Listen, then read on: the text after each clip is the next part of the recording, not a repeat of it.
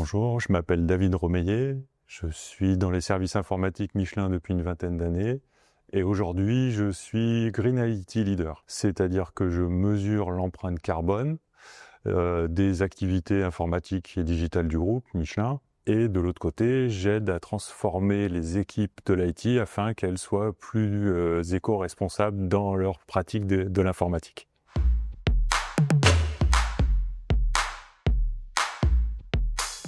Nous avons commencé en 2019 par une feuille de calcul pour explorer la méthodologie ou les méthodologies et puis les périmètres à mettre en œuvre pour calculer l'empreinte carbone des activités digitales. Et puis nous avons développé nous-mêmes un outil. Là, nous sommes rentrés dans le détail, nous avons élargi le périmètre, nous nous sommes fait conseiller par des auditeurs externes.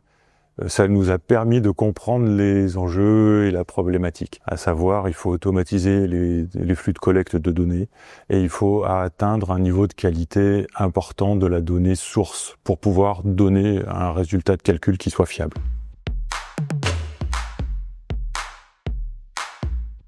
Alors, au départ, il fallait que l'on customise finalement systématiquement chacune de nos sources de données.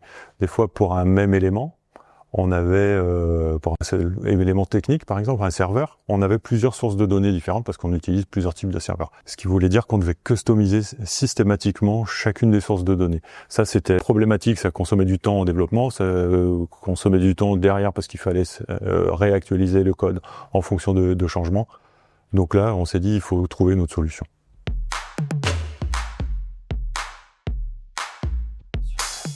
Aujourd'hui, notre outil de gestion d'inventaire des matériels informatiques, c'est la CMDB, est porté par ServiceNow. Donc, sachant qu'Aguaro a un plugin qui vient se mettre dans l'écosystème de ServiceNow, c'était facile de l'intégrer. Il vient se sourcer en données et aussi nos utilisateurs connaissent déjà les interfaces. Donc, l'acclimatation, les plans de formation sont plus légers. Et nous avons aussi une équipe qui exploite ServiceNow depuis des années, qui est compétente pour nous accompagner sur le sujet. Avec notre outil maison, nous avions mis en place un rafraîchissement des données tous les 3 mois. Donc il fallait que l'on assure une marche en double durant 3 mois, ce qui a imposé ce délai de déploiement de 3 mois. L'idée, c'était qu'à la fin du déploiement, on soit capable de comparer le résultat de Aguaro avec celui de notre ancienne application. Donc pendant ces 3 mois, on a transféré nos règles métiers de notre ancienne application vers Aguaro. On a appris à standardiser aussi nos flux de données, ce qui les a beaucoup simplifiés. On met les efforts là où ils sont importants aujourd'hui, c'est la qualité de la donnée. Et derrière, à l'issue de ça, on a appris, en comparant les résultats Aguaro et notre application, à justifier les écarts et surtout à apprendre à les expliquer aux autres, ce qui a fait progresser tout le monde dans cette démarche-là.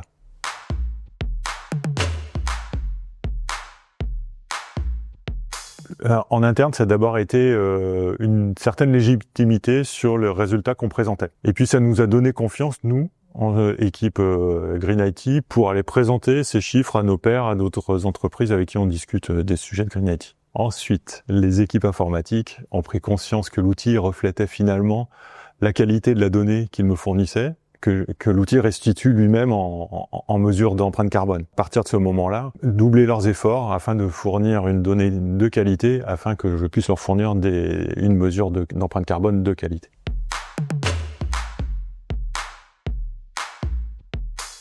Alors aujourd'hui, notre empreinte carbone sur le périmètre que nous couvrons, c'est 66 000 tonnes de CO2 équivalent annuel. Ce que nous a permis à Aguaro, c'est finalement de visualiser ces chiffres par catégorie. Principalement dans une catégorie particulière, se dire voilà quel est le coût de l'empreinte carbone de la fabrication de ce matériel et quel est le coût d'usage, donc la consommation électrique de ce matériel. Dans un groupe international, c'est pas avec des mix énergétiques par pays, tenir une moyenne et pour donner une stratégie, c'est important de visualiser ça.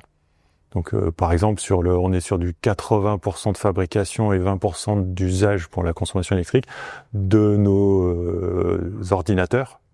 Donc ça veut dire qu'il faut aller cibler plutôt la durée d'usage de nos matériels pour réduire l'empreinte environnementale de fabrication. Et ces fameux 80%, il faut les réduire en premier.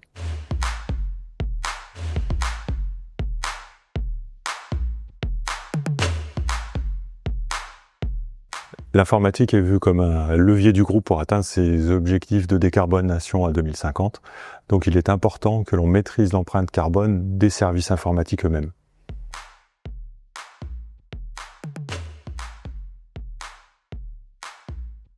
Prochain objectif, c'est d'aider les équipes qui sont formées à l'éco-conception, d'avoir les outils nécessaires à juger de leur progrès en termes d'éco-conception. Donc pour ça, on va passer à la maille application. Aujourd'hui, on a une empreinte carbone qui est faite à partir de grandes catégories, serveurs, logiciels et équipements réseau. Donc on va distribuer ça à la maille des applications. Et c'est juste pour faire passer les équipes IT à l'action, au Green IT.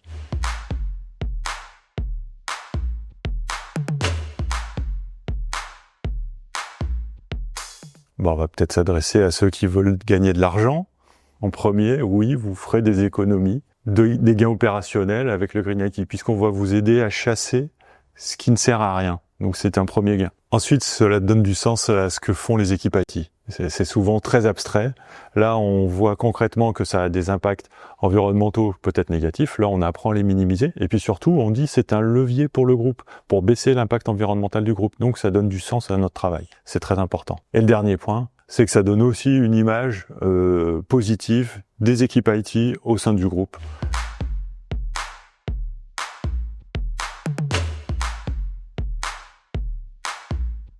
C'est un outil qui permet de simplifier la prise en main du sujet. Ça permet d'accélérer aussi l'analyse. On va plus vite comprendre en regardant la mesure, là où on doit faire des efforts pour mettre en place les plans d'action. Ça, c'est super important. Ensuite, l'outil s'adapte à ce qu'on est capable de comprendre. Il peut être très simple et très complexe. En fait, on a besoin de monter en compétences et ça accompagne la montée en compétences des équipes de Green IT. Et pour ça, l'outil, c'est très important. On ne peut pas livrer à des personnes un outil qui est plus sophistiqué que ce qu'il est capable de comprendre. Pour nos utilisateurs, mais aussi pour l'équipe Green IT.